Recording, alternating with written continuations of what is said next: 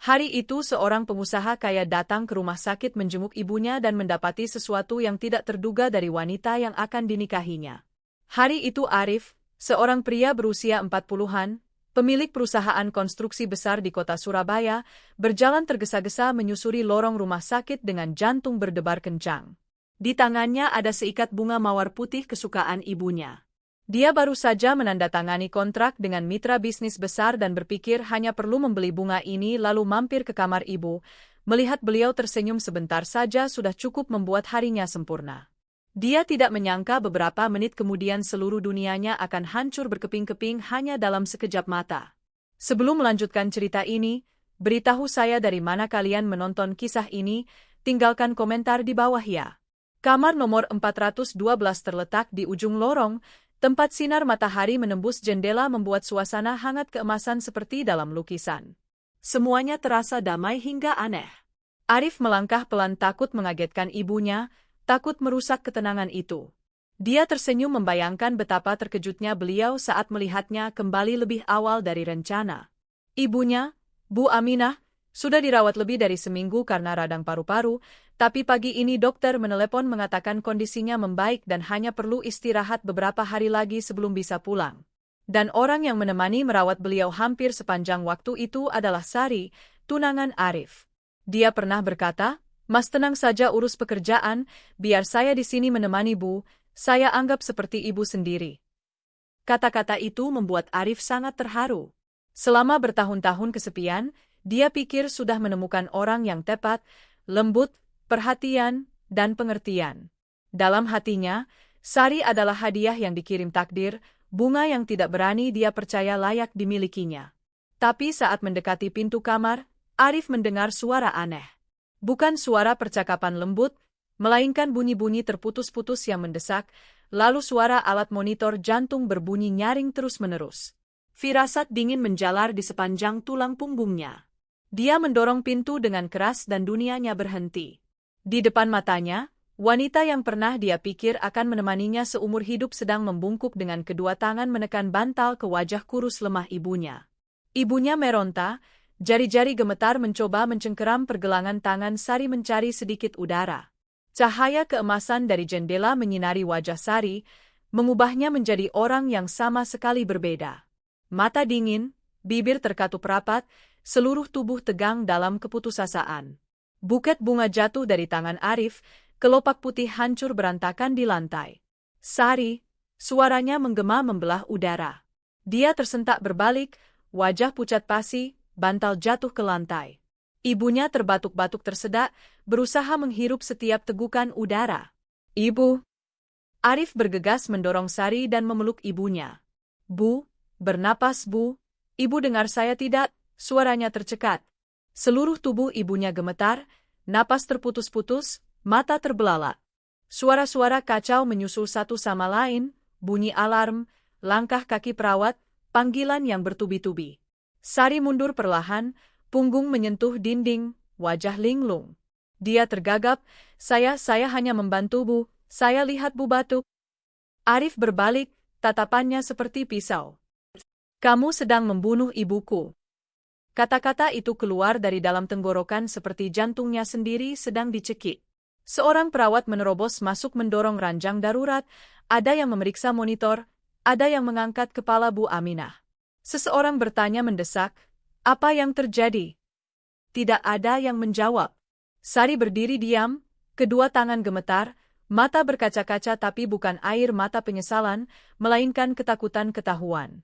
Dalam sekejap itu Arif melihat jelas dua sosok yang berlawanan di kamar itu. Satu adalah ibunya, orang yang telah menghabiskan seluruh hidupnya bekerja keras membesarkannya, masih berusaha bernapas meski lemah seperti tidak ingin meninggalkan anaknya di tengah mimpi buruk. Yang lainnya, orang yang pernah dia janjikan untuk dicintai dan dilindungi, kini menatapnya dengan mata ketakutan dan kebingungan, berusaha mencari cara untuk mengelak. Arif merasa semua yang dia percaya, cinta, kepercayaan, kata-kata lembut, semuanya runtuh dalam sekejap itu. Dia mendengar detak jantungnya bergemuruh di telinga, setiap ketukan seperti palu.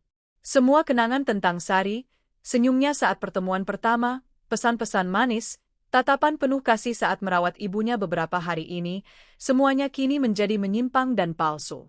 Seorang perawat menarik Arif keluar, memintanya tenang agar mereka bisa melakukan pertolongan darurat. Tapi Arif tidak melepaskan tangan ibunya. Dia gemetar memegang tangan kurus dingin itu. Bu, saya di sini, saya tidak akan membiarkan siapapun menyakiti ibu lagi. Di sampingnya Sari menangis, gemetar sambil berkata, Mas salah paham, saya hanya... Tapi Arif tidak mendengarkan. Dia hanya menatap ibunya, melihat setiap tarikan napas yang sulit dan merasakan hatinya hancur. Pintu kamar terbuka, 2 satpam datang setelah mendengar bunyi alarm. Seseorang bertanya, ada apa ini? Seorang perawat menjawab singkat, ada tanda-tanda kekerasan. Sari menangis berlutut, saya tidak melakukan apa-apa, saya hanya membantu Bu. Mas Arif, percaya saya. Tapi Arif hanya diam, matanya tidak ada lagi kehangatan. Dalam tatapan itu ada rasa sakit, kebencian, dan sesuatu yang tidak bisa dinamai, seperti jiwa yang baru saja menyaksikan cintanya sendiri mati di depan mata. Saat itu semuanya berhenti.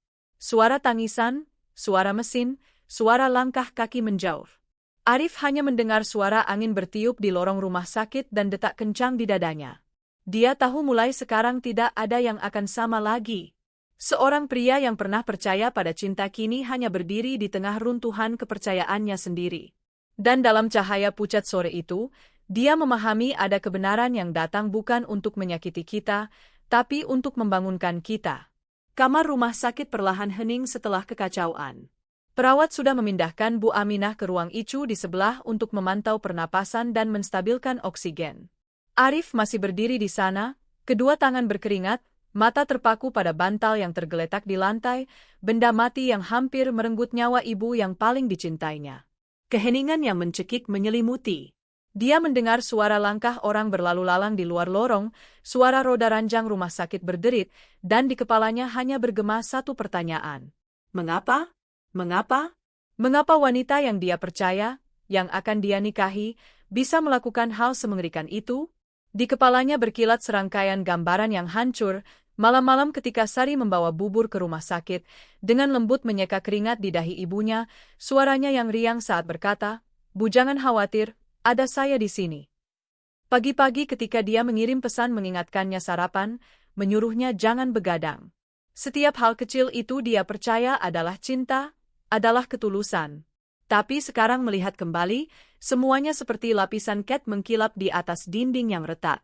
Di balik kelembutan itu ada maksud tertentu, sesuatu yang belum berani dia sebut namanya. Ketika polisi rumah sakit muncul, Sari masih berlutut di lantai, air mata berjatuhan.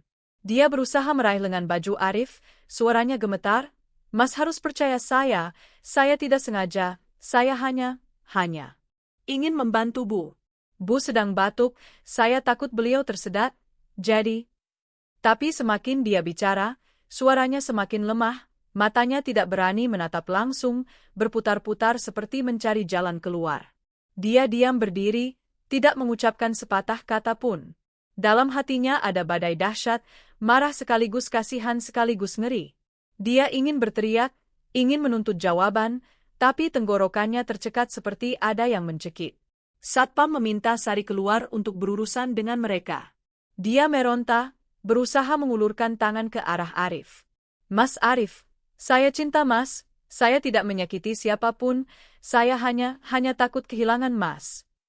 Kata-kata itu membuat Arif terpaku. Takut kehilangan. 4 kata itu terdengar seperti pembelaan yang menyedihkan sekaligus menakutkan.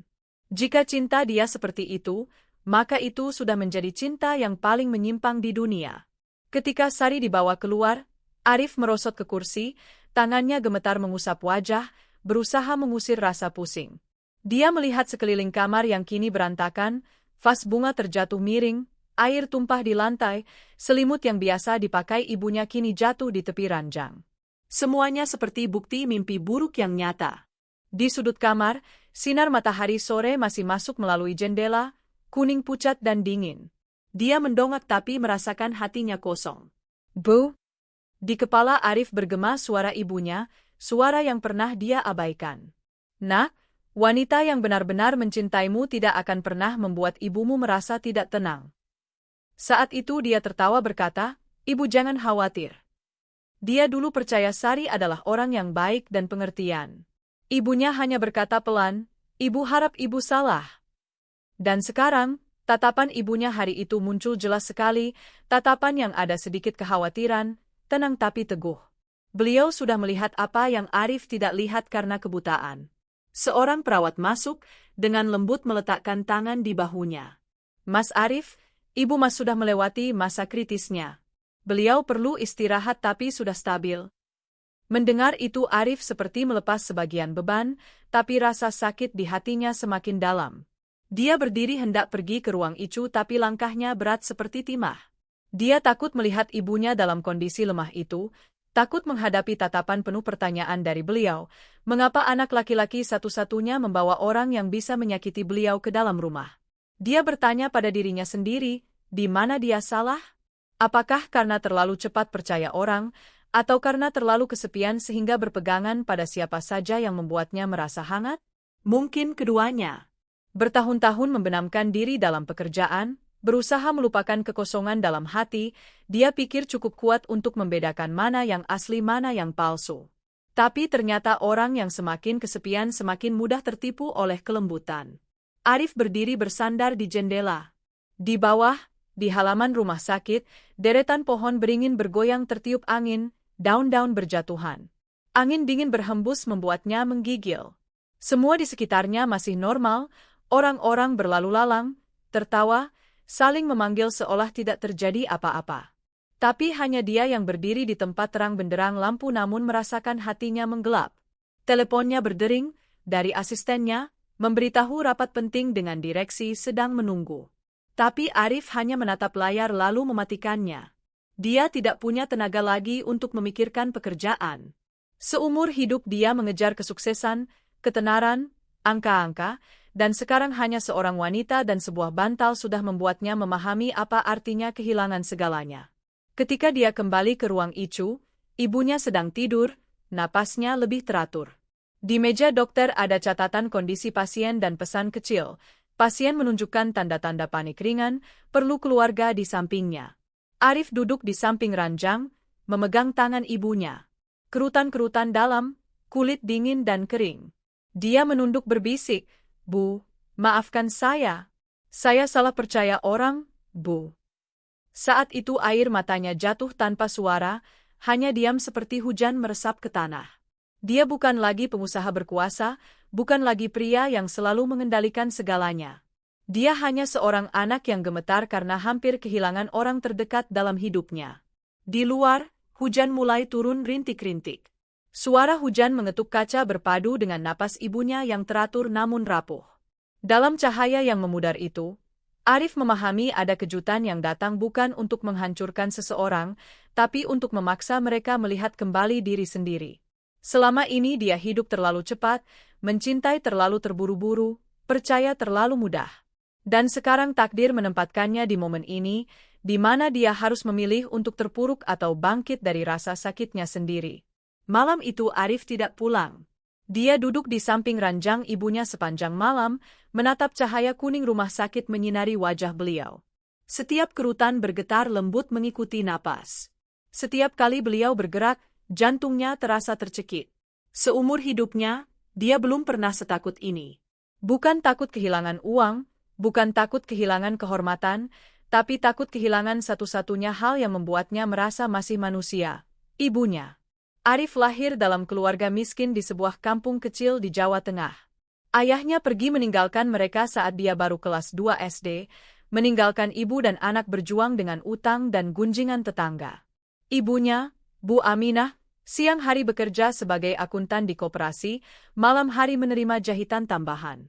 Ada malam-malam ketika beliau terlalu lelah dan tertidur di meja, jarum masih menancap di kain, cahaya lampu kuning redup menyinari tangan kurusnya. Arif masih ingat jelas malam-malam musim hujan ketika beliau memeluknya dan berbisik, "Ibu tidak butuh apa-apa, yang penting kamu jadi orang baik." Kata-kata itu mengikutinya seumur hidup seperti sumpah diam-diam. Sejak kecil Arif membawa dalam dirinya hasrat untuk keluar dari kemiskinan. Dia belajar dengan giat, masuk Universitas Teknik Sipil di kota, lalu menetap membangun karir. Di usia 30 tahun dia membuka perusahaan sendiri, dari beberapa proyek kecil berkembang ke seluruh provinsi. Kesuksesan datang, uang datang, ketenaran datang, tapi semua itu juga membawanya menjauh dari hal-hal yang dulu menjadi fondasinya. Dia mulai hidup lebih cepat, lebih sibuk, jarang pulang. Ada tahun ketika Lebaran dia hanya sempat mampir menjenguk ibu sebentar lalu terbang lagi menemui mitra bisnis. Dia pikir menghasilkan lebih banyak uang adalah cara terbaik untuk berbakti. Dia tidak tahu yang paling dibutuhkan ibunya adalah kehadirannya. Lalu Sari muncul. Suatu malam 2 tahun lalu di sebuah acara amal pengusaha, dia datang seperti angin. Arif masih ingat saat dia berdiri sendiri di bar, gadis itu, bertubuh mungil dengan rambut terurai lembut, menghampiri dan tersenyum. Mas juga tidak suka acara seperti ini ya? Pertanyaan sederhana yang membuatnya terkejut. Dia berbicara dengan lembut, matanya ada sedikit kesedihan yang jauh. Dia bercerita tentang pekerjaannya sebagai penyelenggara acara, tentang impiannya membuka pusat seni untuk anak-anak yatim, tentang hal-hal yang membuat orang melupakan kepalsuan di sekitar meja pesta. Arif merasa hatinya tenang, merasa seperti bertemu orang yang nyata di dunia yang palsu. Sejak hari itu mereka mulai bertemu. Bukan kencan mewah, hanya warung kopi kecil, jalan-jalan di sekitar danau. Sari selalu tahu cara membuatnya merasa dipahami. Dia tidak bertanya tentang uang, tidak menunjukkan ketertarikan pada ketenaran. Ketika dia lelah, dia diam menuangkan air. Ketika dia bercerita tentang perusahaan, dia mendengarkan seperti sedang mendengar musik. Semuanya begitu sederhana hingga membuat Arif percaya ini adalah cinta sejati, sesuatu yang tidak bisa dibeli dengan uang. Setelah setengah tahun, dia membawa Sari menemui ibunya. Hari itu Bu Aminah memasak banyak hidangan, masih canggung karena tangannya gemetar takut masakannya tidak cocok untuk orang kota. Sari datang mengenakan gaun putih, tersenyum cerah, dengan sopan menyapa dari gerbang. Selama makan dia selalu mengambilkan makanan untuk Ibu Arif, selalu menunjukkan perhatian dan bertanya tentang kesehatannya. Bu Aminah juga tersenyum, tapi di matanya ada sesuatu yang merenung. Ketika Sari pulang, beliau hanya berkata pelan, "Dia manis, Nak, tapi sepertinya semuanya terlalu sempurna." Arif tertawa, "Ibu jangan khawatir, saya sudah dewasa, saya tahu memilih siapa." Beliau menatapnya dalam diam. Tapi setelah hari itu Sari mulai muncul lebih sering dalam kehidupan ibunya, menelepon menanyakan kabar, membawa makanan, bahkan membersihkan rumah saat Arif sibuk. Dia pikir dia tulus. Ibunya hanya tersenyum tipis tanpa berkata apa-apa. Suatu kali beliau bertanya, "Kamu yakin benar-benar mengenal dia?" Dia menjawab dengan percaya diri, "Saya tahu ibu takut saya dimanfaatkan, tapi Sari tidak seperti itu."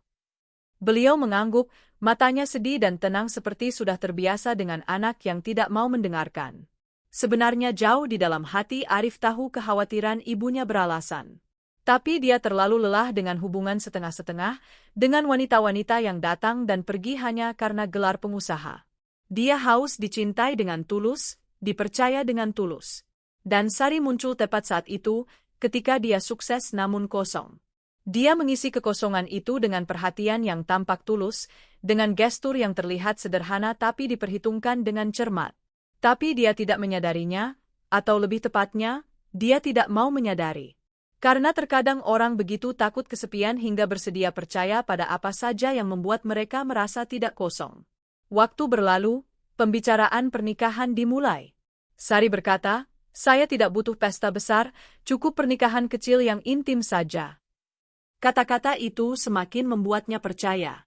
Dia membanggakan kepada ibunya, "Dia tidak materialistis, Bu. Saya sudah menemukan orang yang tepat." Ibunya hanya tersenyum tapi tangannya meremas ujung bajunya dengan erat. Beliau tidak berkata apa-apa, hanya menghela napas pelan.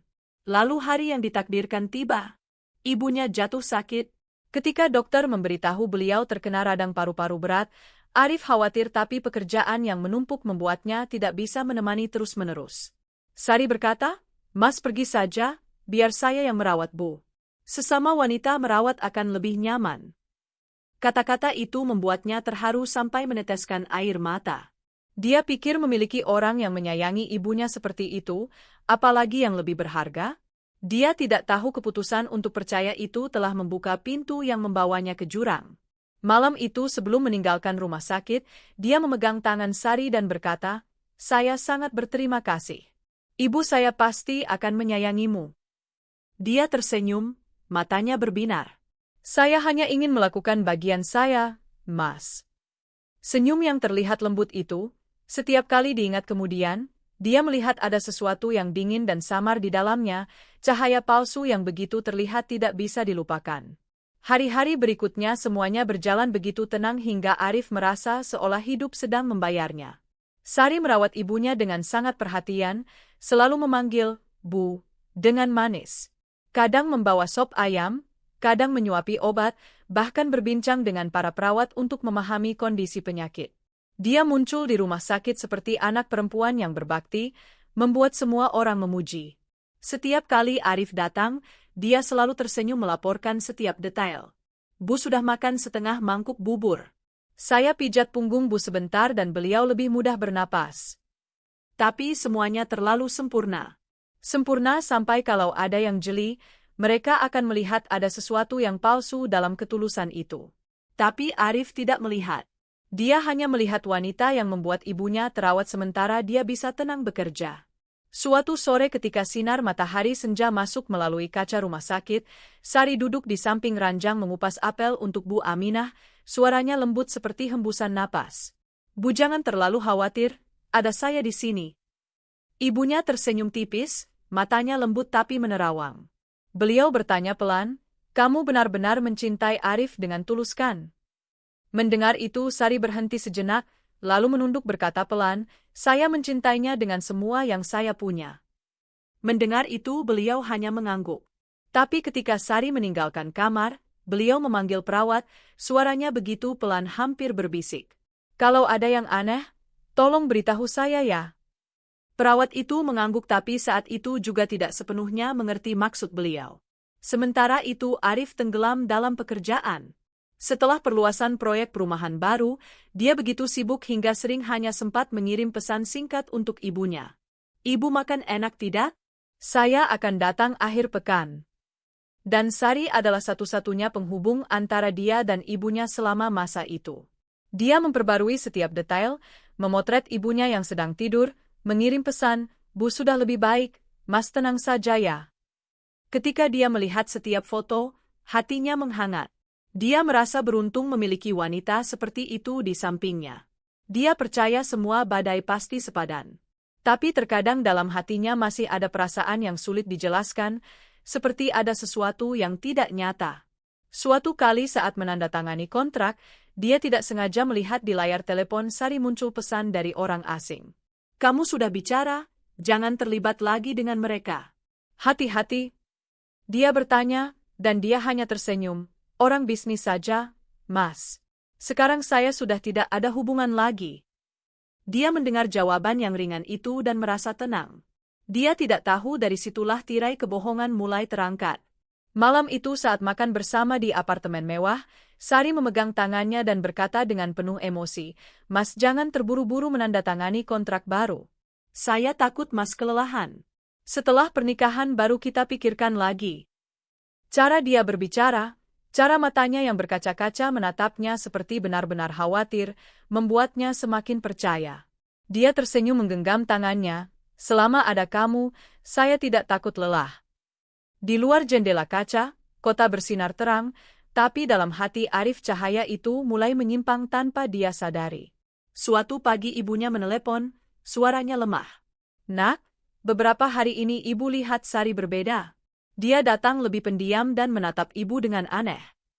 Arif tertawa berusaha menenangkan, ibu sedang sakit jadi sensitif.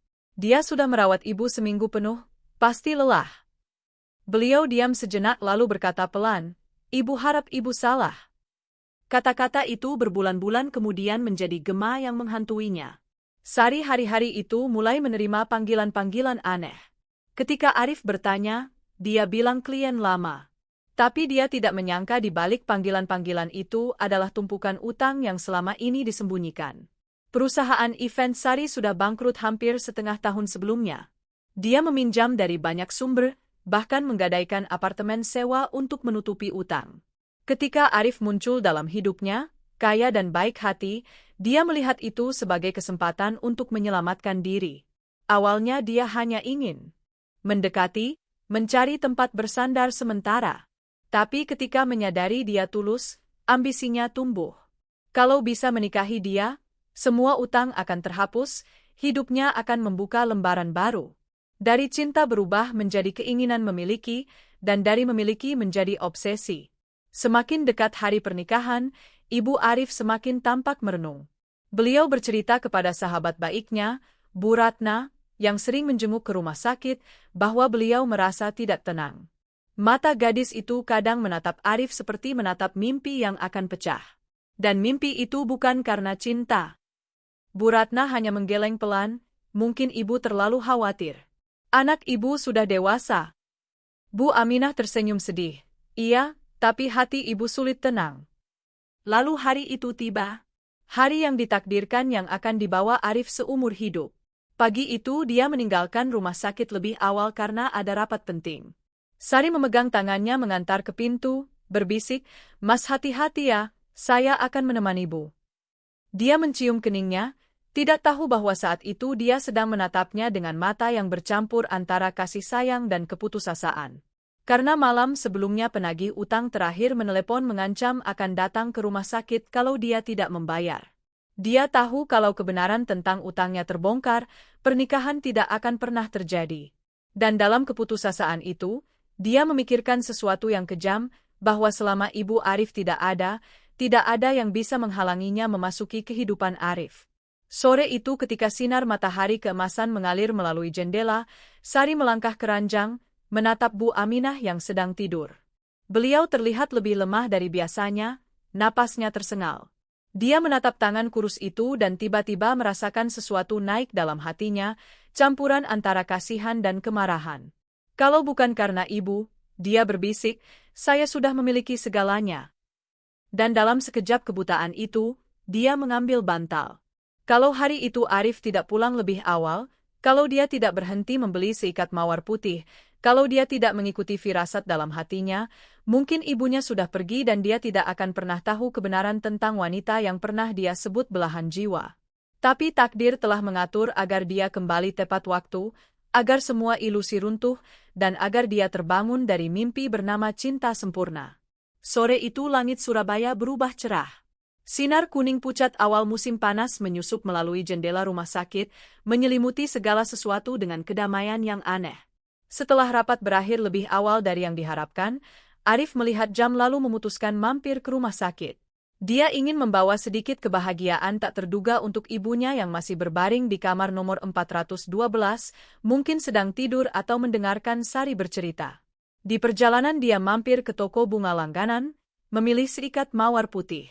Ibunya menyukai bunga itu karena terhubung dengan kenangan masa kecil.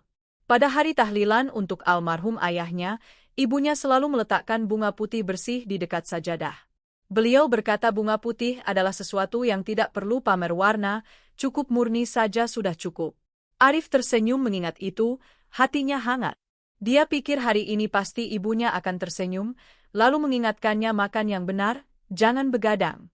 Sari pasti akan menatapnya dengan lembut dan berkata pelan, "Mas datang terlalu cepat, bikin kaget saja." Perasaan damai itu menemaninya sepanjang lorong panjang menuju kamar. Bau desinfektan bercampur dengan udara sejuk AC membuatnya nyaman seolah semuanya berjalan dengan benar.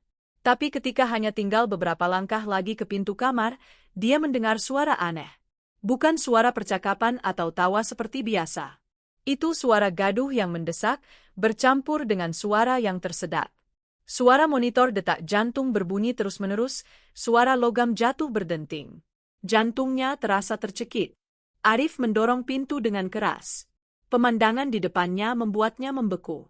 Ibunya, Bu Aminah, terbaring tak bergerak di ranjang, tubuhnya bergetar, tangan kurusnya berusaha meronta. Dan Sari, wanita yang dicintainya, yang dipercayainya, yang akan dinikahinya hanya 2 bulan lagi, sedang membungkuk dengan kedua tangan menekan bantal putih ke wajah beliau. Cahaya dari jendela menyinari separuh wajahnya, memperlihatkan ekspresi yang belum pernah dia lihat, ganas, dingin, dan putus asa. Ya Allah, suaranya keluar dari mulutnya serak. Buket bunga jatuh ke lantai, kelopak-kelopaknya berhamburan berantakan. Seluruh dunia seolah berhenti, hanya tersisa suara jantungnya yang berdebar kacau. Dia bergegas merebut bantal dari tangannya, mendorongnya hingga terjatuh ke belakang. Sari terhuyung-huyung menabrak lemari obat, wajahnya pucat pasi. Bu, Bu, bernapas Bu. Arif memeluk ibunya, suaranya gemetar. Napas beliau lemah dan terputus-putus, mata terbelalak dalam kepanikan. Seluruh tubuh Arif seperti membatu. Dia gemetar menekan tombol panggil perawat, mulutnya tergagap tidak bisa bersuara. Sari berdiri merapat di sudut kamar, kedua tangan masih dalam posisi seperti sedang mencekik sesuatu yang tidak terlihat. Dia menatapnya, matanya kebingungan, mulutnya bergerak-gerak. Saya hanya... Tapi Arif tidak mendengar. Telinganya berdenging, di kepalanya hanya ada satu suara, bunyi alarm yang mendesak seperti menghitung mundur nyawa ibunya. Beberapa detik kemudian dua perawat berlari masuk, seorang dengan tergesa memeriksa tekanan darah, yang lain mengangkat kepala Bu Aminah dan membetulkan selang oksigen. Beliau kekurangan oksigen parah. Panggil dokter segera. Suara mereka bergema di tengah kekacauan. Seseorang melihat sekeliling lalu berbalik menatap Arif dan bertanya, apa yang terjadi? Dia menoleh, matanya menatap Sari. Dia mundur selangkah, wajah pucat pasi, mata merah, air mata menetes ke baju rumah sakitnya. Saya hanya ingin membantu Bu duduk. Bu batuk parah. Suaranya gemetar dan terputus-putus. Arif menggeram setiap kata, suaranya serak. Kamu sedang membunuh ibuku. Kata-kata itu seperti pisau membelah udara. Kamar hening seketika.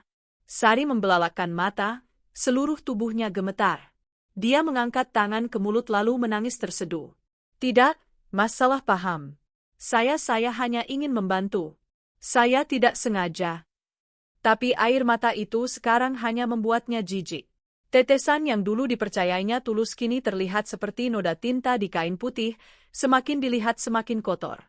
Seorang perawat memanggil satpam. Seorang pria berseragam masuk, matanya menatap pemandangan itu dan mengernyit. Ada apa ini? Arif tidak menjawab. Dia hanya duduk memeluk ibunya, suaranya tercekat. Tidak apa-apa, Bu. Saya di sini.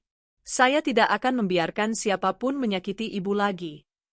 Bu Aminah berusaha membuka mata, tangannya gemetar menyentuh pipi anaknya. Beliau ingin mengatakan sesuatu tapi hanya mengeluarkan suara terputus-putus. Matanya menunjukkan ketakutan tapi di dalamnya juga ada sesuatu seperti kesedihan, seolah beliau memahami segalanya tapi tidak ingin melihat anaknya hancur. Sari mundur perlahan, punggungnya menekan dinding. Dia melihat sekeliling, matanya seperti hewan yang terpojok. Dia berkata lirih, saya cinta Mas Arif. Saya tidak ingin kehilangan Mas. Kata-kata itu membuatnya tersentak. Di tengah kekacauan itu, dia menyadari ini bukan lagi wanita yang pernah dicintainya. Ini adalah orang lain yang dikuasai oleh ketakutan, ambisi, dan kegilaan. Ketika petugas keamanan meminta Sari meninggalkan kamar untuk penyelidikan, dia masih berusaha berpegangan pada tepi dinding, suaranya parau. Mas harus percaya saya. Saya melakukan ini karena cinta Mas. Arif tidak menjawab. Dia hanya menunduk menggenggam erat tangan ibunya, air mata jatuh ke spray putih. Di luar lorong rumah sakit ramai suara orang, tapi dalam pikiran Arif semuanya hanya kekosongan yang dingin. Dia tidak bisa memahami bagaimana seseorang yang pernah dipercayainya sepenuhnya bisa membawa teror seperti ini. Semuanya dalam dirinya retak. Ketika dokter masuk dan memintanya keluar untuk penanganan darurat, dia berdiri seperti robot, mundur ke pintu, matanya masih terpaku pada ibunya. Sebelum pintu kamar tertutup, dia melihat beliau mengangkat tangan lemah seolah ingin mengatakan sesuatu yang tidak bisa dia dengar jelas. Di luar, sinar matahari sore masih mengalir turun kuning pucat dan damai. Ironisnya, damai sampai kejam. Dalam hati Arif semuanya seperti runtuh. Dia bersandar di dinding dan merosot ke lantai dingin, tangan memeluk kepala. Dari puncak kebahagiaan, dia jatuh lurus ke jurang keputusasaan hanya dalam beberapa menit singkat. Di kepalanya, gambaran terakhir yang tersisa adalah buket mawar putih yang hancur di lantai, setiap kelopak basah bercampur dengan sedikit darah dari tangan ibunya yang tergores. Warna putih murni kini ternoda oleh pengkhianatan. Dan dalam sekejap itu, dia tahu semua yang pernah dia percaya tentang cinta telah mati bersama kelopak-kelopak bunga itu. Ketika pintu kamar tertutup, Arif masih berdiri tak bergerak di luar lorong. Di dalam, suara dokter dan perawat terdengar mendesak dan bertubi-tubi. Suara itu seperti merobek jantungnya setiap detak. Dia menyandarkan kepala ke dinding, tangannya terkepal hingga berdarah. Perasaan tidak berdaya, takut, dan sakit yang tidak bisa bernapas. Dinginnya lantai ubin menembus bajunya membuat seluruh tubuhnya gemetar, tapi hatinya seperti terbakar. Dia hanya ingin menerobos masuk, memegang tangan ibunya, mengatakan padanya bahwa dia di sini. Tapi kakinya tidak punya tenaga lagi. Seorang perawat keluar, suaranya pelan. Mas Arif, Ibu Mas sudah stabil tapi perlu dipantau lebih lanjut. Tolong jangan membuat beliau stres. Dia mengangguk berterima kasih lalu perlahan masuk. Bu Aminah berbaring tenang, napasnya teratur tapi lelah, kulitnya pucat, selang oksigen melintang di hidung, tangannya masih gemetar mengikuti detak jantung. Dia duduk di samping ranjang, memegang tangan beliau, merasakan kehangatan lemah yang tersisa. Dalam sekejap itu dia merasa kecil dan sendirian di tengah dunia yang luas. Seorang pria yang memiliki perusahaan, ratusan karyawan, uang, dan kekuasaan, tapi tidak berdaya melindungi satu-satunya wanita yang pernah mencintainya tanpa syarat.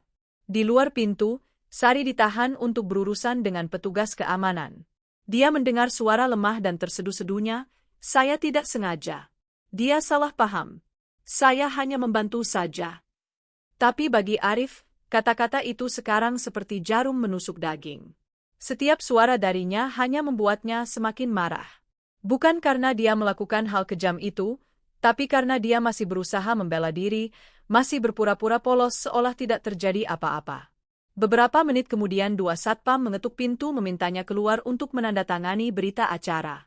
Arif mengangguk, menarik napas dalam, lalu melangkah keluar. Sari duduk di kursi tunggu, matanya bengkak, rambutnya kusut, baju rumah sakit putih ternoda sedikit darah. Ketika melihatnya, dia melompat berdiri dan berlari menghampiri. "Mas, saya mohon jangan percaya mereka. Saya hanya ingin membantu Bu. Saya tidak menyakiti siapapun. Mas harus percaya saya." Arif berdiri diam, matanya menatapnya tapi dingin sampai membuatnya terhenti. Dia berkata, suaranya serak dan lambat.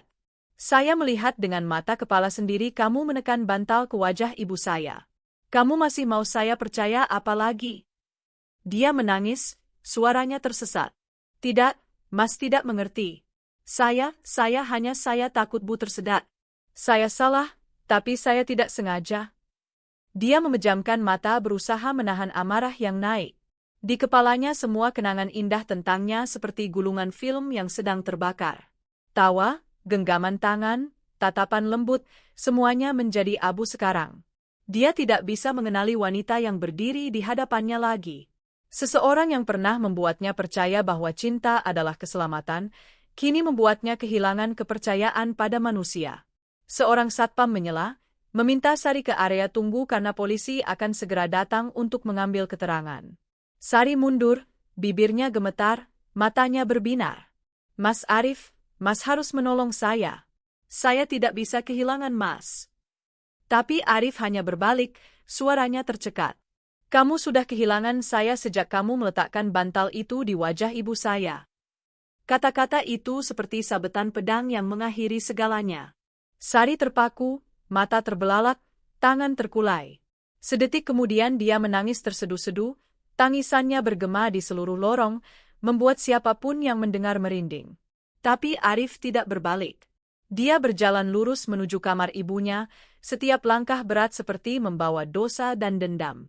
Ketika dia membuka pintu dan masuk, Bu Aminah sudah terjaga. Mata lemah beliau menatapnya dan gemetar berkata, "Arif, jangan marah, Nak." Dia buru-buru duduk dan menggenggam erat tangan ibunya, air mata kembali mengalir. "Bu, kenapa Ibu bilang begitu? Saya hampir kehilangan Ibu." Beliau berusaha bernapas, suaranya terputus-putus. Nak, jangan biarkan kebencian membutakan hatimu. Mungkin dia juga sedang menderita. Dia menggeleng tersedak. Tidak, Bu. Dia menyakiti ibu. Saya tidak bisa memaafkan. Beliau hanya memejamkan mata dan menghela napas pelan. Penderitaan membuat orang buta, Nak. Tapi jangan biarkan itu mengubahmu menjadi orang lain. Kata-kata itu membuat jantungnya terasa dicekik. Ibunya, orang yang hampir mati di tangan tunangan anaknya, masih bisa mengucapkan kata-kata pengampunan. Dia tidak mengerti bagaimana beliau bisa selembut itu. Tapi justru itu yang membuatnya semakin merasa malu. Di luar, lampu lorong berubah menjadi cahaya kuning lembut. Seorang dokter muda masuk memeriksa indikator lalu menatap Arif. Kondisinya sudah stabil tapi kami perlu menahan beliau untuk pemantauan. Anda juga harus melapor ke polisi karena kejadian ini serius. Arif mengangguk, matanya kosong. Dia berterima kasih kepada dokter lalu duduk kembali di samping ibunya. Beliau memegang tangannya, suaranya lemah. Jangan menyalahkan diri sendiri. Semua akan berlalu. Tapi dalam hati Arif, tidak ada yang bisa berlalu lagi. Perasaan kehilangan itu seperti retakan yang tidak bisa diperbaiki. Dia duduk di sana menatap lampu yang berayun di langit-langit, bertanya-tanya mengapa dia tidak menyadari lebih awal, mengapa dia percaya seseorang sampai menyerahkan nyawa ibunya, dan mengapa di tengah kesuksesan yang gemilang dia tidak mendengarkan peringatan lembut dari satu-satunya orang yang selalu berpihak padanya. Malam turun, lorong rumah sakit semakin sepi. Arif masih duduk diam di samping ranjang ibunya. Semuanya di sekelilingnya memudar, hanya suara napas teratur beliau yang nyata. Dia memegang tangan beliau dan menempelkannya ke dahinya, berbisik seperti anak kecil. Bu, maafkan saya terlalu bodoh. Saya lupa hal yang paling penting. Di luar jendela, hujan mulai turun. Setiap tetes hujan jatuh ke atap seng terdengar seperti air mata seseorang. Mungkin air mata Arif, ibunya, atau wanita yang baru saja dibawa pergi dalam keputusasaan.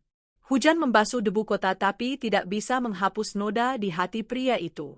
Dalam kegelapan dia memahami bahwa cinta sejati bukan kata-kata manis, tapi ketika seseorang tahu berhenti di batas nurani. Dan dia, sayangnya, telah belajar pelajaran itu dengan cara yang paling kejam. 3 hari setelah kejadian mengerikan itu, rumah sakit di Surabaya masih menyala sepanjang malam. Arif hampir tidak pernah meninggalkan kamar ibunya, hanya tidur beberapa jam di kursi, terbangun setiap kali mendengar suara mesin monitor jantung berbunyi pelan. Bu Aminah sudah melewati masa kritis, tapi bekas luka di hati Arif masih ada. Bukan hanya karena takut kehilangan ibu, tapi karena kepercayaannya dicekik sampai tidak bisa bernapas. Pagi itu seorang penyidik polisi datang menemuinya, seorang pria sekitar 50-an dengan sikap tenang dan suara pelan. Kami perlu Anda ke kantor untuk mengklarifikasi kesaksian, katanya. Dan mungkin Anda perlu tahu, Sari sudah mengakui sebagian. Mendengar itu jantung Arif berdebar kencang. Dia berdiri, membetulkan bajunya, lalu melirik ibunya yang sedang tidur. Saya akan segera kembali, Bu, katanya pelan. Ruang jaga terletak di ujung lorong lantai 5, tempat cahaya lampu neon menyinari dinding putih menciptakan suasana dingin. Sari duduk di sana, kedua tangannya diborgol ringan, tatapannya kosong. Rambutnya kusut karena 3 hari tidak disisir, wajah yang dulu angkuh kini pucat pasi dan layu, bibirnya kering pecah-pecah. Ketika Arif masuk, dia mendongak dan seketika tatapan mereka bertemu, sebuah tatapan yang bercampur antara rasa bersalah, penyesalan, dan kebingungan. 3 orang polisi dengan tenang meletakkan berkas di atas meja. Dia bilang ingin menjelaskan sendiri, kalau Anda mengizinkan. Arif tidak menjawab, hanya menyilangkan tangan dengan tatapan dingin. Sari menarik napas dalam, suaranya serak karena terlalu banyak menangis.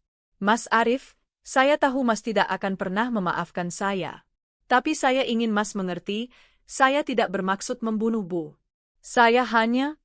Dia berhenti, air mata jatuh ke tangannya. Saya hanya ingin menakut-nakuti. Saya panik.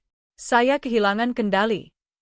Arif memejamkan mata berusaha menahan emosi, tapi suara wanita itu seperti pisau yang menikam dalam. Menakut-nakuti dengan menekan bantal ke wajah orang yang sedang pakai oksigen? Kamu pikir itu namanya menakut-nakuti? Katanya pelan, suaranya rendah tapi bergema membuat seluruh ruangan hening. Sari menundukkan wajahnya, gemetar. Saya takut kehilangan Mas. Takut Bu bilang sesuatu yang membuat Mas meninggalkan saya. Saya sudah terlalu jauh. Saya berutang terlalu banyak, Mas Arif. Kata-kata itu membuat Arif terhenti. Utang? Dia mengulang dengan suara tercekat.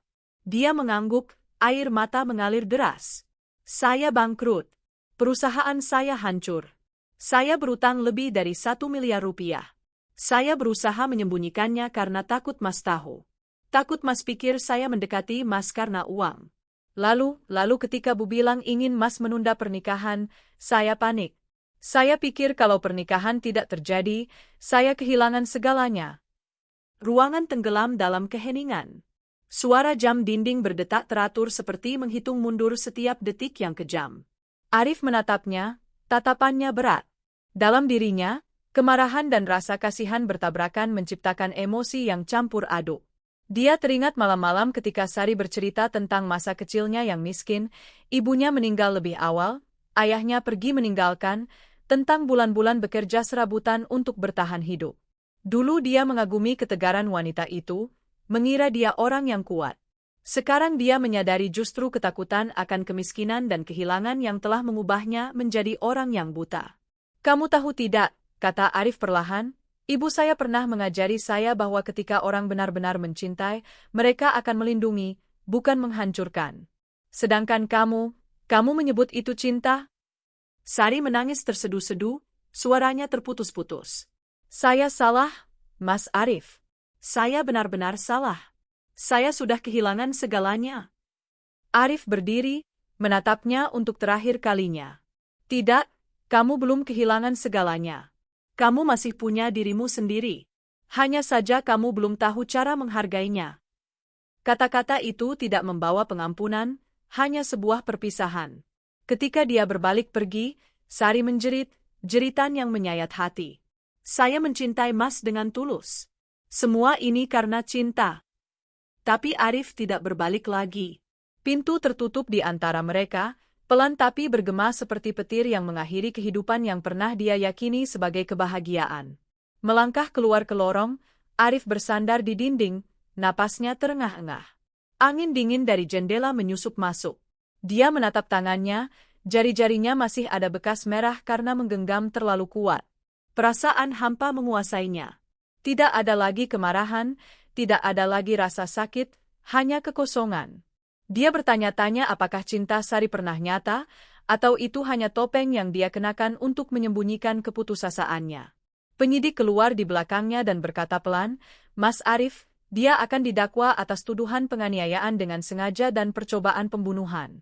Tapi saya rasa hukuman terbesar bukan di penjara, melainkan di hukuman nuraninya. Arif mengangguk, matanya menatap jauh ke ujung lorong di mana sinar matahari sore menyinari lantai keramik putih. Mungkin kami berdua kehilangan sebagian dari diri kami dalam kejadian ini, katanya pelan. Ketika dia kembali ke kamar, ibunya sudah terjaga. Beliau menatapnya dengan mata lemah namun hangat. Bagaimana, Nak? Sudah selesai? Dia duduk dan menggenggam tangan ibunya, tersenyum sedih. Bu, dia bilang karena takut, karena cinta, karena utang. Tapi saya rasa orang hanya menjadikan cinta sebagai alasan ketika mereka tidak punya lagi yang bisa dipegang. Bu Aminah mengangguk pelan, tangannya gemetar mengusap tangan anaknya. Cinta sejati tidak membuat orang melakukan kejahatan, Nak. Cinta hanya membuat orang lebih berani, bukan lebih kejam. Mendengar itu air mata Arif kembali jatuh.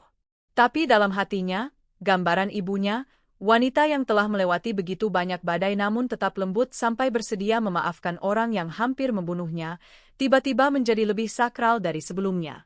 Bu, dia menggenggam erat tangan ibunya dan berkata pelan, sekarang saya mengerti.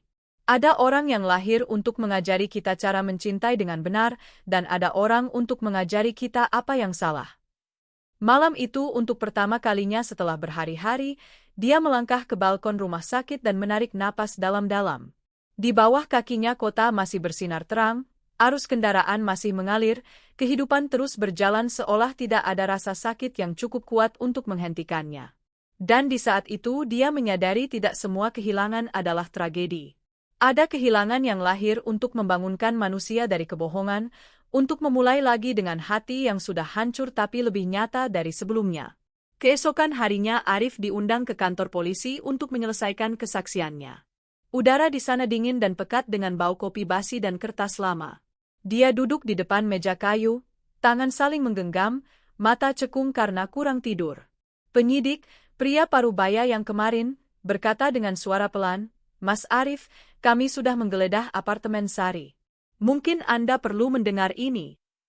Dia mendorong berkas tipis ke arahnya. Di dalamnya ada foto-foto, salinan surat utang, rekening koran. Setiap lembar kertas terbuka seperti lapisan topeng yang dilepas.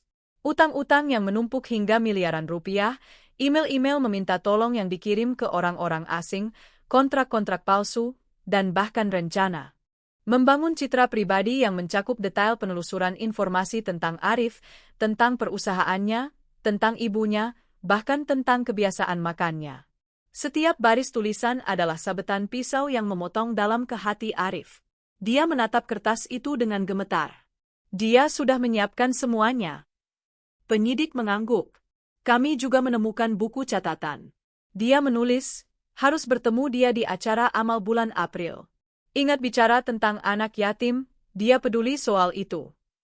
Semuanya diperhitungkan dengan sangat teliti. Seluruh ruangan tenggelam dalam keheningan. Cahaya lampu neon menyinari wajah Arif yang jelas menampakkan kerutan-kerutan kelelahan. Dalam hatinya kepercayaan sudah hancur berkeping-keping, hanya tersisa pecahan-pecahan yang tajam. Dia tidak mengerti bagaimana seseorang bisa mengubah cinta menjadi rencana yang begitu terperinci. Bagaimana tatapan yang dulu membuatnya percaya itu tulus ternyata hanya hasil latihan di depan cermin. Dia berkata pelan, suaranya serak, "Saya tidak ingin menuntut soal uang. Saya hanya ingin ibu saya tenang." Penyidik menatapnya sejenak lalu mengangguk, suaranya perlahan.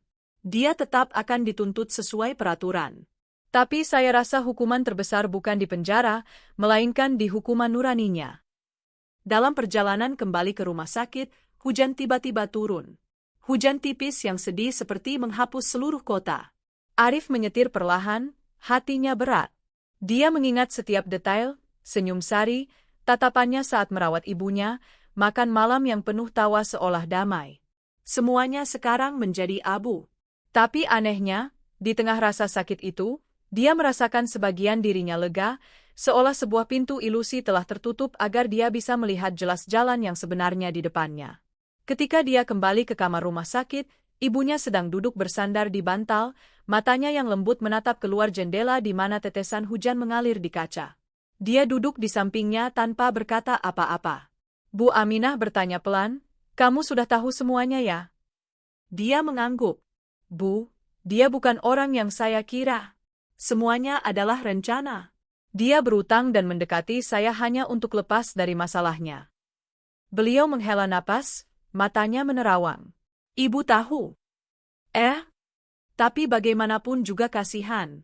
Orang yang sudah di ujung jalan biasanya memilih jalan yang salah.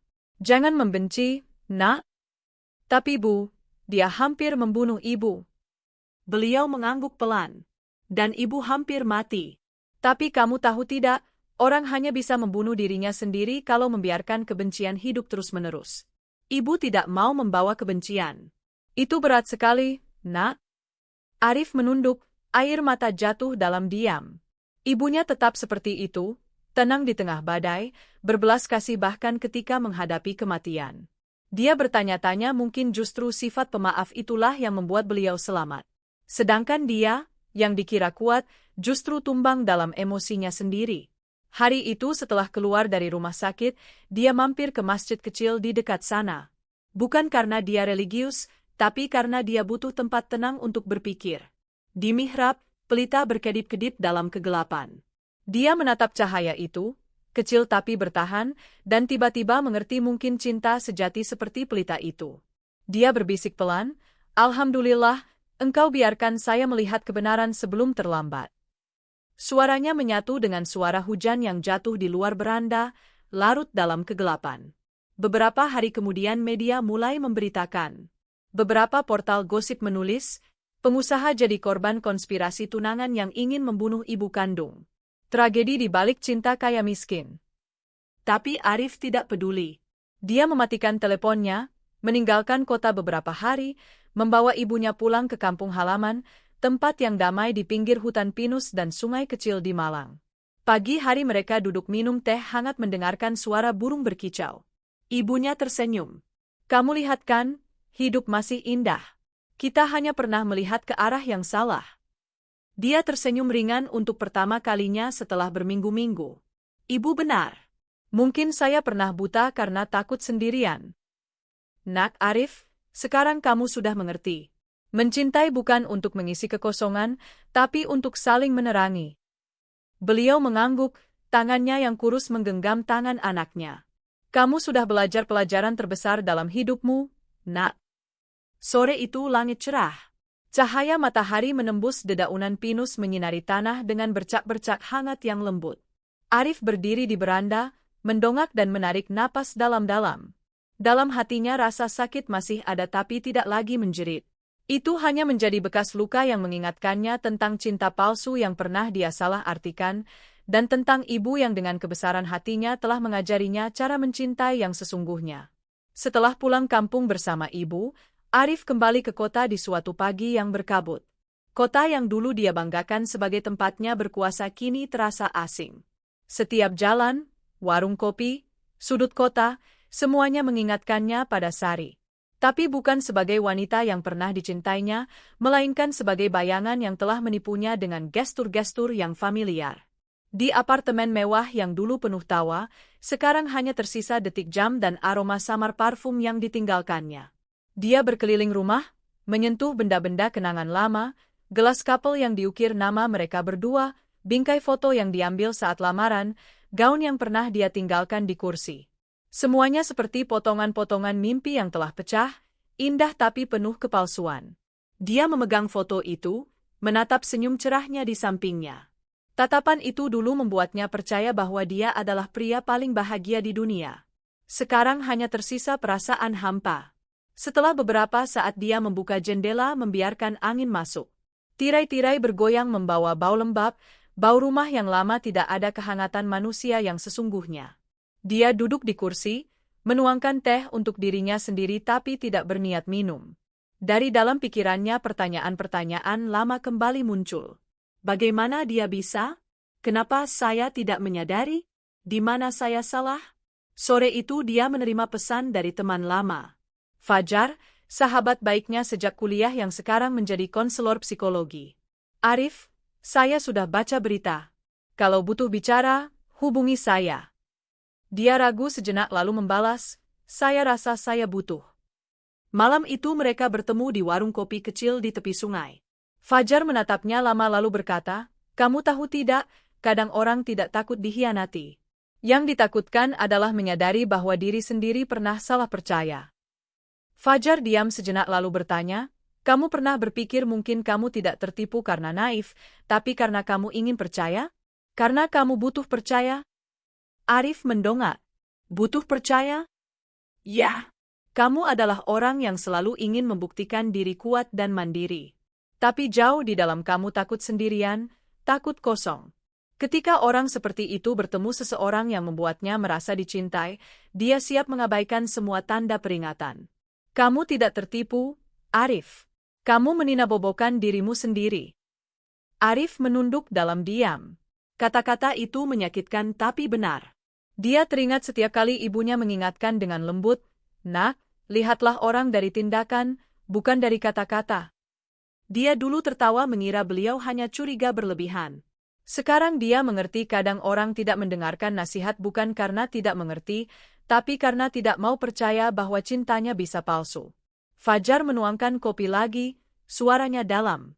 Saya tidak menyuruhmu melupakan. Tapi jangan biarkan kenangan itu mengubahmu menjadi orang yang pahit. Butuh waktu, tapi nanti kamu akan melihat kepercayaan tidak hilang, hanya berubah bentuk. Arif menatap permukaan sungai yang berkilauan cahaya lampu, Air mengalir beriak.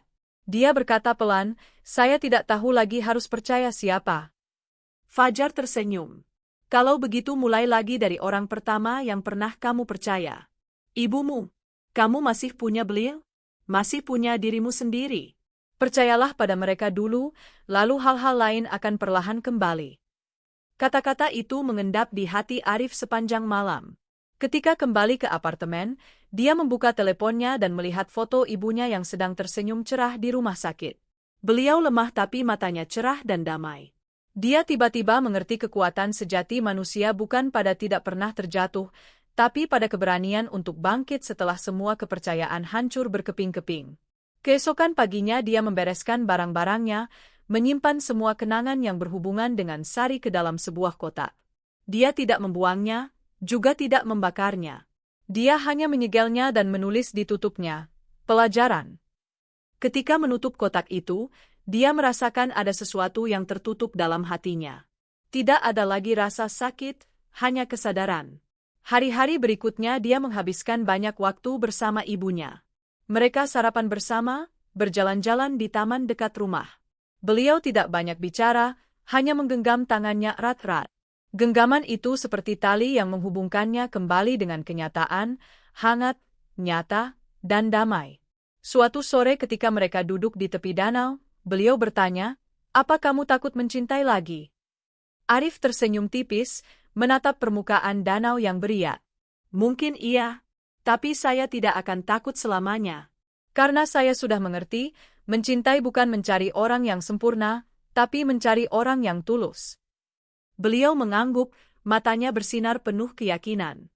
"Kalau begitu kamu sudah benar-benar dewasa, Nak."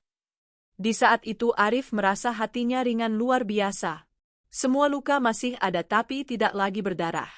Mereka menjadi garis-garis jelek tapi mengingatkannya bahwa dia pernah hidup, pernah salah, pernah percaya, dan pernah belajar cara mencintai lagi dari awal. Waktu berlalu, luka-luka di hati Arif perlahan menjadi bekas. Tapi bekas luka itu tidak pernah hilang sepenuhnya. Masih ada di sana, hanya tidak lagi perih setiap kali tersentuh. Setiap pagi dia bangun lebih awal, berolahraga, memasak sarapan sederhana untuk mereka berdua.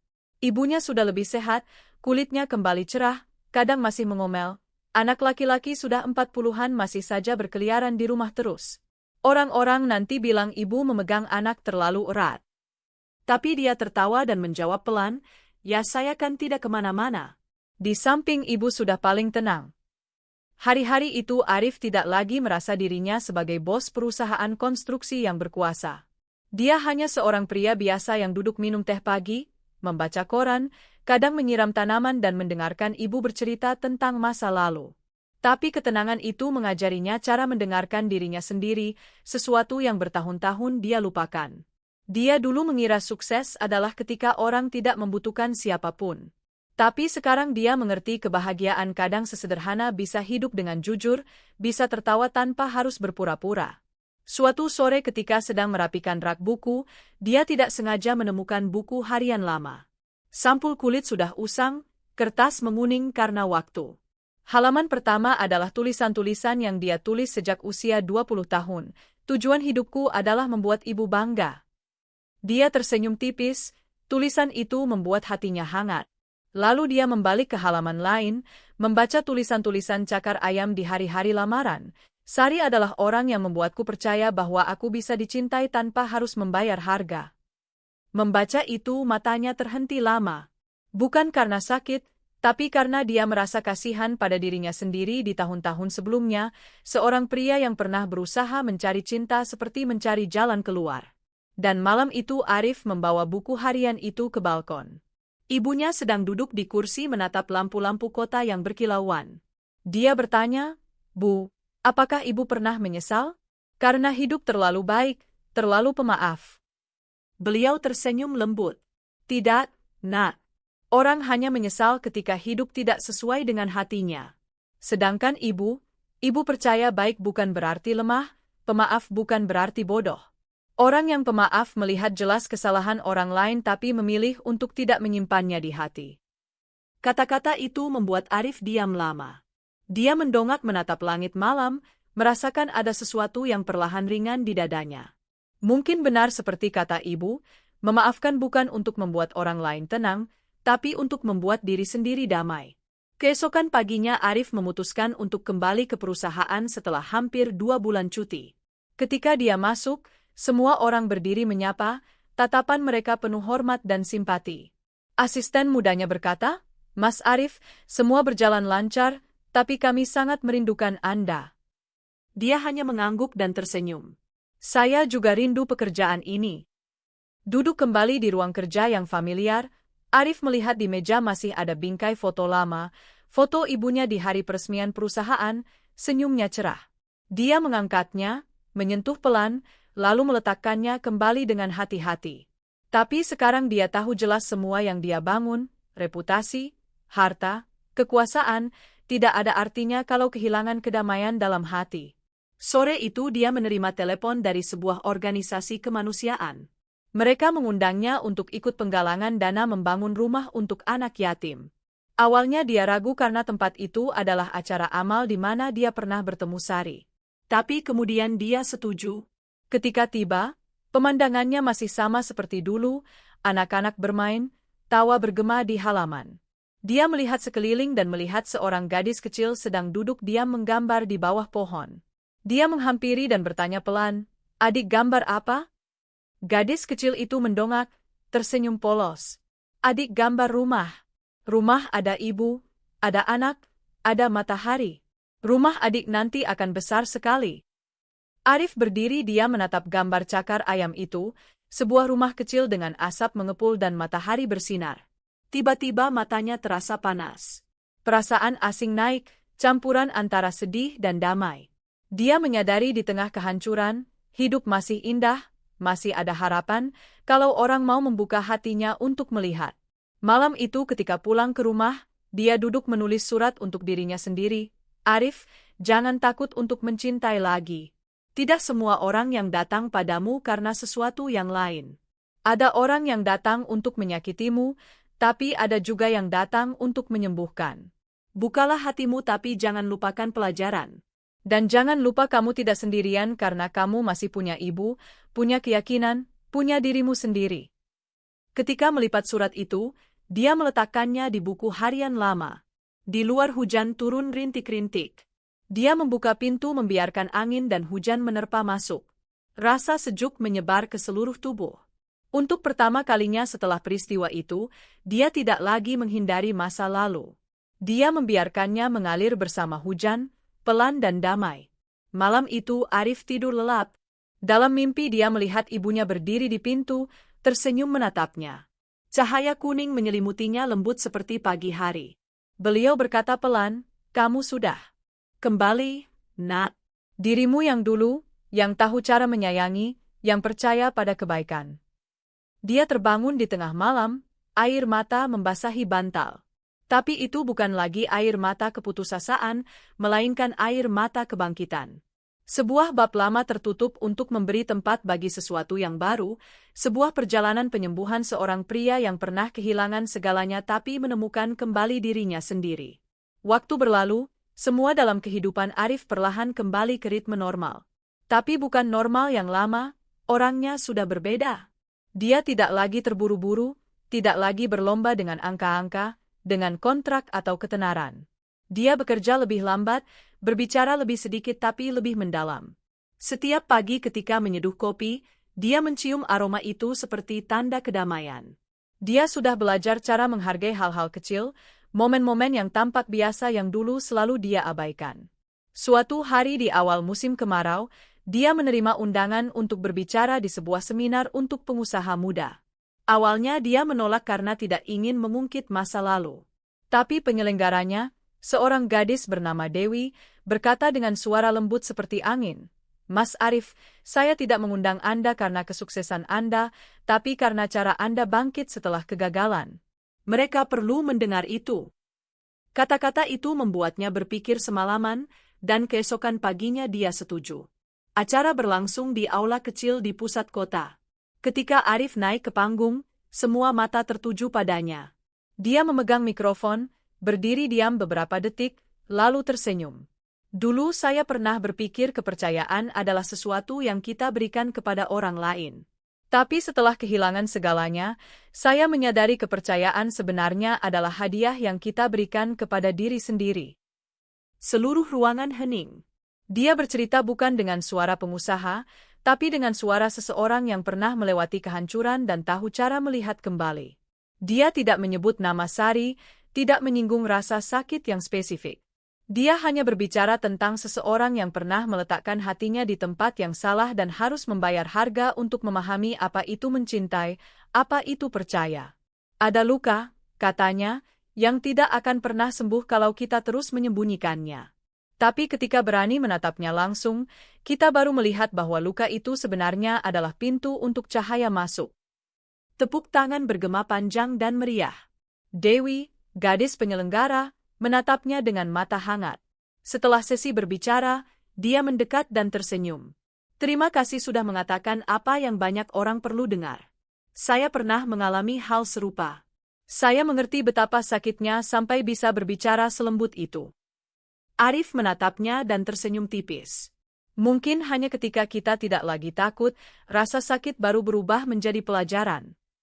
Sejak hari itu Dewi menjadi teman istimewa baginya. Dia tidak berusaha menenangkannya, tidak ingin tahu tentang masa lalunya, hanya diam ketika dia butuh dan tersenyum ketika dia berbicara. Mereka bertemu lebih sering, kadang hanya untuk minum kopi dan melihat hujan. Dia punya kebiasaan membawa buku catatan kecil, mencatat kalimat-kalimat yang dia sebut cahaya kecil dalam hari. Suatu kali dia membacakan untuknya, orang yang pernah hancur tidak butuh siapapun untuk memperbaikinya. Hanya butuh seseorang yang cukup sabar untuk tidak pergi. Dia diam lama lalu berkata, "Terima kasih." Perlahan Arif menyadari dia lebih banyak tersenyum. Makan malam bersama ibu lebih ramai. Dia masih bekerja tapi tidak lagi untuk membuktikan apa-apa. Dia membantu banyak anak muda memulai usaha, berpartisipasi dalam kegiatan komunitas, dan yang paling penting, dia hidup lebih lambat, bersyukur, dan lebih lembut. Suatu malam ketika duduk di beranda rumah melihat senja turun, dia berkata kepada ibunya, "Bu, saya rasa saya sudah siap untuk memulai lagi." Beliau menoleh, matanya lembut. "Kamu sudah memulai lagi sejak lama. Hanya saja hari ini kamu baru menyadarinya." Kata-kata itu membuatnya tertawa. Benar, dia sudah memulai lagi sejak hari dia memilih untuk memaafkan. Memaafkan Sari, memaafkan ibu, memaafkan dirinya sendiri, memaafkan semua kesalahan yang pernah dia benci. Memaafkan bukan melupakan, tapi melepaskan tangan dari rasa sakit agar tangan yang lain bisa meraih kebahagiaan baru.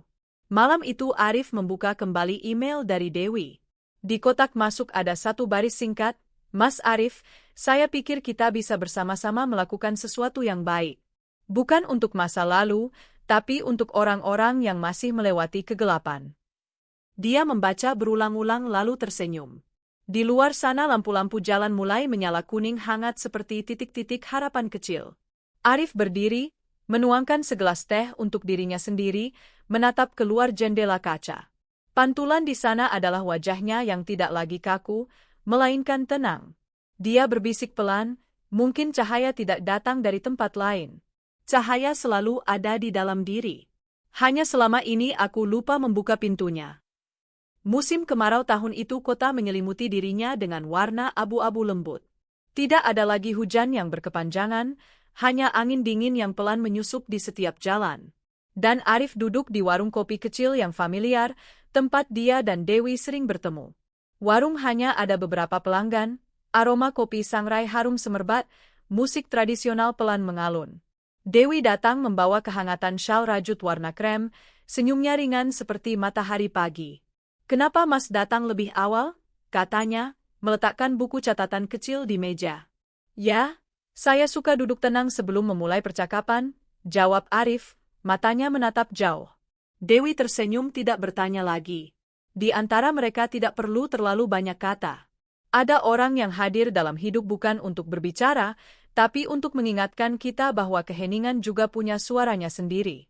Hari ini Dewi bercerita bahwa dia baru saja mengundurkan diri dari perusahaan media, ingin meluangkan waktu untuk proyek Cahaya Kecil, Sebuah program membantu orang-orang yang pernah terluka menemukan kembali nilai diri melalui sesi berbagi dan menulis jurnal. Saya ingin Mas ikut berpartisipasi, katanya, matanya bersinar penuh keyakinan. Bukan sebagai pengusaha, tapi sebagai seseorang yang pernah melewati kegelapan. Arif menatapnya lama. Dalam cahaya lampu kuning pucat, wajahnya terlihat jelas, tidak sempurna tapi penuh ketulusan. Dia mengangguk pelan. Saya akan melakukannya. Tapi bukan untuk menceritakan kisah lama. Saya hanya ingin membantu mereka memahami bahwa kadang bangkit bukan berarti melupakan rasa sakit, tapi belajar berjalan bersamanya. Bulan-bulan berikutnya mereka bersama-sama menyelenggarakan banyak pertemuan kecil. Orang-orang asing datang dengan mata lelah, membawa cerita-cerita yang hancur, orang yang kehilangan orang tercinta, orang yang dikhianati, orang yang kehilangan dirinya sendiri. Arif duduk mendengarkan setiap orang, tidak menggurui, tidak menasihati. Dia hanya berbagi satu hal sederhana, saya juga pernah seperti kalian. Dan saya masih hidup. Itu sudah cukup untuk memulai lagi. Setiap kali sesi berakhir, Dewi biasanya duduk lama, membalik catatan dan menulis beberapa baris. Suatu kali Arif penasaran bertanya, "Kamu menulis apa?" Dewi menjawab, "Saya menulis nama orang-orang yang bisa tersenyum hari ini. Saya takut lupa betapa sakitnya mereka pernah." Kata-kata itu membuat Arif diam. Dalam hatinya tiba-tiba naik emosi yang sulit dinamai, campuran kekaguman dan kelembutan.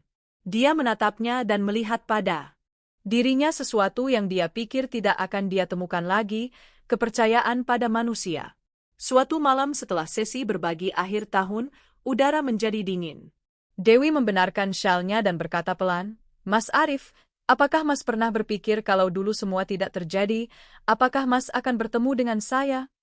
Arif tersenyum tipis, suaranya dalam dan hangat. "Saya tidak berani berpikir. Tapi mungkin semua yang terjadi ada alasannya. Ada kehilangan yang datang bukan untuk merenggut, tapi untuk membuka jalan bagi hal-hal yang lebih layak." Dewi menatapnya, matanya berkilau dalam cahaya lampu. "Saya pikir kadang alam semesta tidak ingin kita bahagia langsung. Dia ingin kita belajar cara menghargai kebahagiaan." Arif diam lalu berkata pelan, "Saya pernah takut untuk mencintai lagi, takut hati saya lemah. Tapi sekarang saya lebih takut untuk tidak berani mencintai lagi." Kata-kata itu membuat Dewi tersenyum. Angin dingin berhembus membuat rambutnya bergoyang pelan. Saat itu, di tengah ruang yang sunyi, semuanya seperti berhenti. Tidak ada kata-kata cinta, tidak ada janji. Hanya dua orang yang pernah hancur kini berdiri bersama dengan damai, menatap ke arah yang sama. Tapi waktu berlalu, mereka tetap menjaga hubungan yang ringan itu. Tanpa ikatan, tanpa tekanan. Hanya ada sesi minum kopi, telepon larut malam, kata-kata yang tulus. Ibu Arif tahu tentang hal ini dan hanya tersenyum. Ibu tidak perlu tahu siapa dia. Yang penting melihat anak ibu bisa tersenyum lagi, ibu sudah tenang. Suatu pagi di awal musim semi, Arif membawa ibunya menghadiri seminar yang diselenggarakan Dewi. Beliau duduk di baris depan, dengan tekun mendengarkan Dewi berbicara tentang penyembuhan dengan rasa syukur. Ketika sesi berbagi berakhir, beliau menggenggam tangan Dewi dan berkata pelan, "Terima kasih, Nak. Kamu sudah membantu anak ibu menemukan kembali cahaya yang ibu tidak bisa berikan." Dewi tersenyum, matanya berkilau. "Saya tidak membantu, Bu. Saya hanya menyalakan kembali lilin yang dia pernah punya." Arif berdiri di belakang, mendengar seluruh kalimat itu, hatinya tiba-tiba membanjiri emosi hangat yang aneh. Dia menyadari ternyata cahaya yang dia cari selama bertahun-tahun tidak ada di luar sana. Cahaya itu ada di dalam orang-orang sederhana yang tahu cara menyayangi dengan hati yang pernah hancur. Dan malam itu dia menulis di buku hariannya, "Mungkin kebahagiaan bukan menemukan orang yang membuat kita melupakan masa lalu, tapi bertemu orang yang membuat kita bersyukur pernah mengalaminya." Terima kasih kehidupan karena meskipun terlambat, cahaya masih menemukan jalan untuk kembali. Dia meletakkan pena, mendongak menatap keluar jendela. Di luar sana langit baru saja cerah, cahaya lembut masuk ke kamar menyinari dinding dengan semburat kuning tipis. Dia tersenyum tipis, senyum ringan tapi dalam dari seseorang yang akhirnya menemukan kedamaian setelah badai. Suatu sore yang tenang, matahari menembus jendela menyinari lantai dengan bercak-bercak kuning hangat. Arif duduk di meja kayu yang familiar, tempat dia selalu menulis setiap kali hatinya perlu ditenangkan. Ibunya sedang merangkai bunga di vas kaca kecil, pelan menyenandungkan melodi-melodi lama. Rumah membawa aroma kedamaian, aroma waktu yang sudah berhenti mengalir terlalu cepat. Telepon berdering. Nomor tak dikenal muncul. Dia ragu beberapa detik lalu mengangkat. Di ujung sana adalah suara wanita yang lemah dan gemetar. "Mas Arif. Ini saya, Sari." Udara di ruangan seperti membeku. Suara yang dia pikir sudah terkubur dalam ingatan. Tangannya perlahan menggenggam telepon lebih erat, jantungnya berdetak lebih lambat. "Saya hanya ingin minta maaf. Bukan agar Mas memaafkan, tapi agar saya bisa hidup terus." Keheningan yang panjang.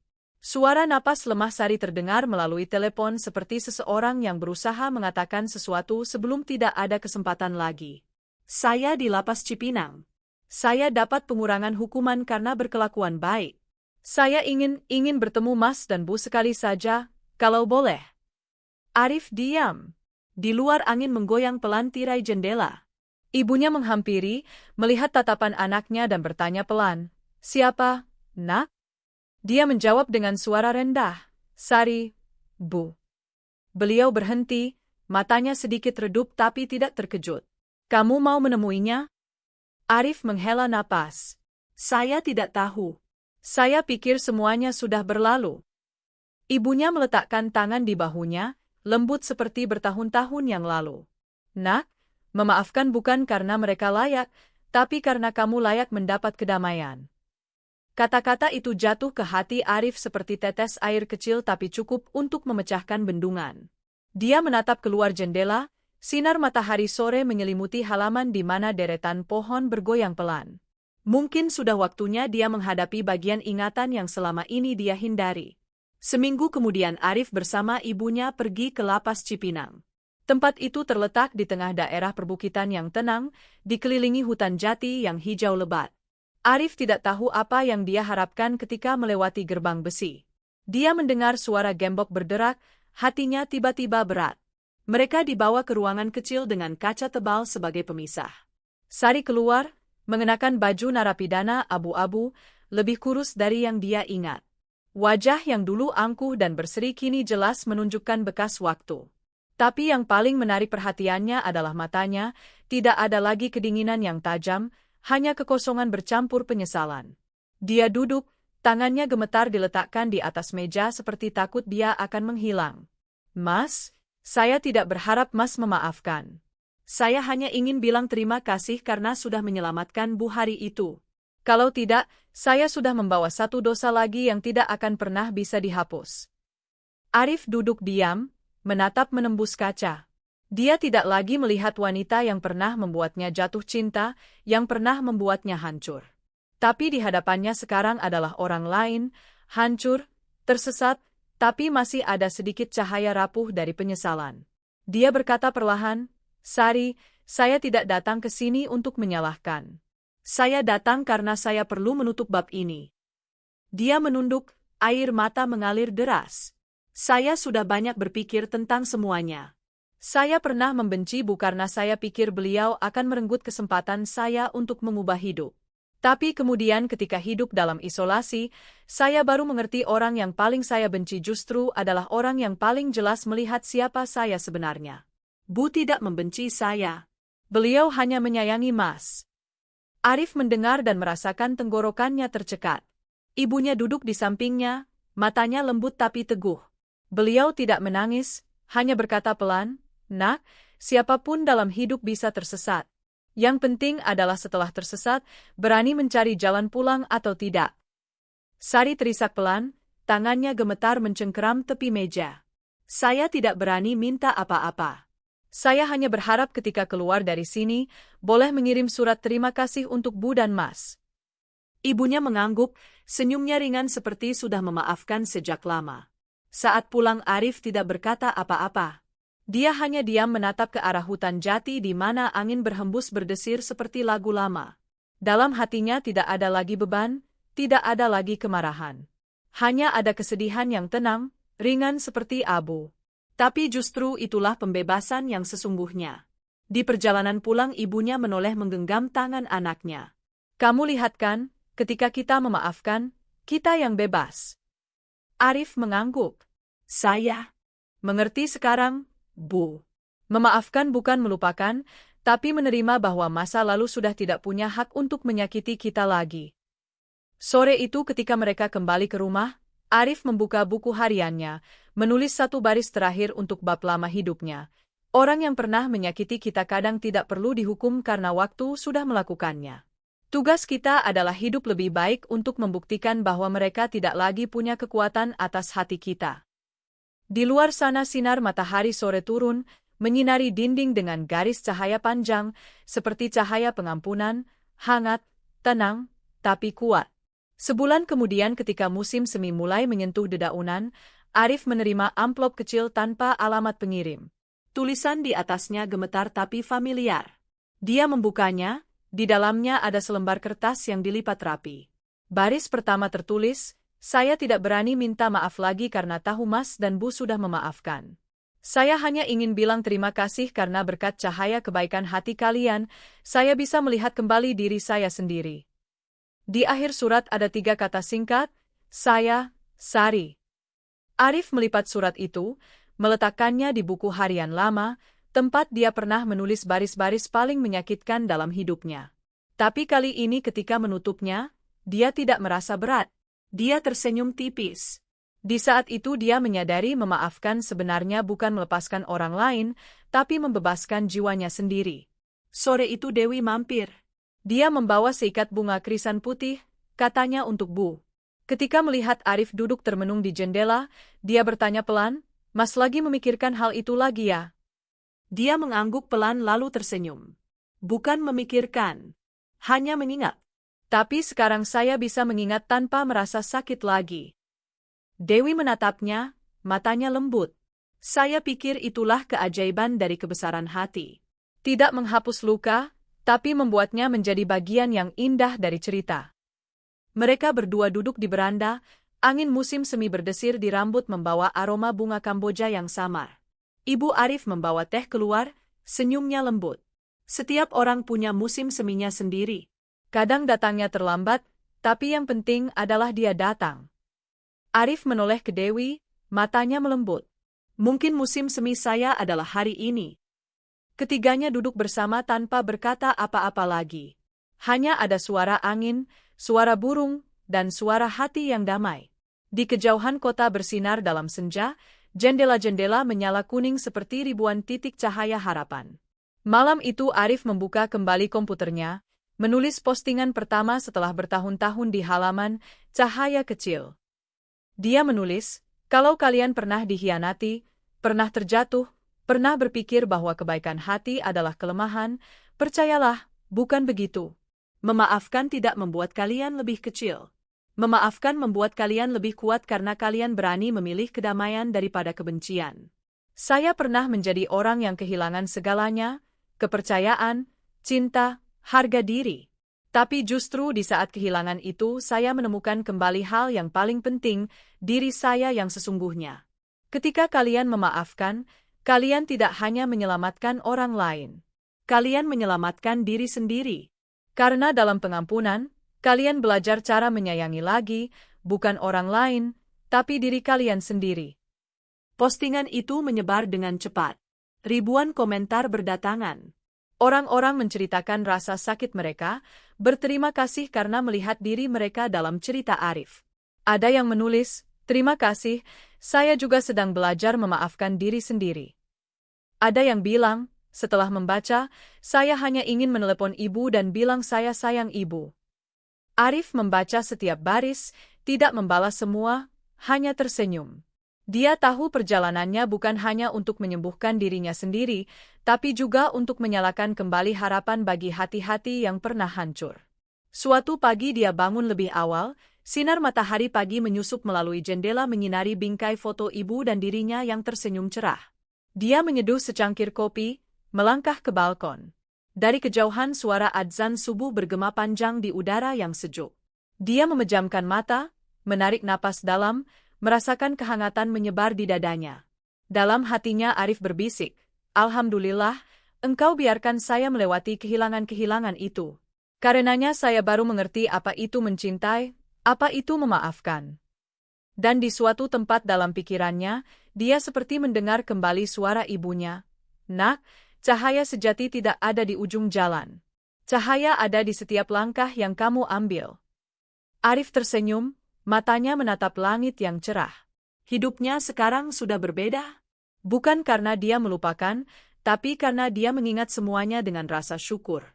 Sahabat yang budiman, mungkin dalam hidupmu kamu juga pernah dikhianati, pernah kehilangan kepercayaan, pernah berpikir bahwa kebaikan hati hanya membawa luka. Tapi ingatlah, memaafkan tidak membuat kalian lemah, justru membebaskan kalian. Ketika kalian melepaskan kebencian, kalian membuka pintu agar kedamaian masuk. Kalau cerita Arif menyentuh hatimu, tinggalkan komentar dan bagikan perasaanmu tentang memaafkannya. Jangan lupa tekan like dan subscribe channel ini agar tidak ketinggalan cerita-cerita inspiratif lainnya. Karena siapa tahu di setiap cerita, kamu akan menemukan sebagian dari dirimu sendiri.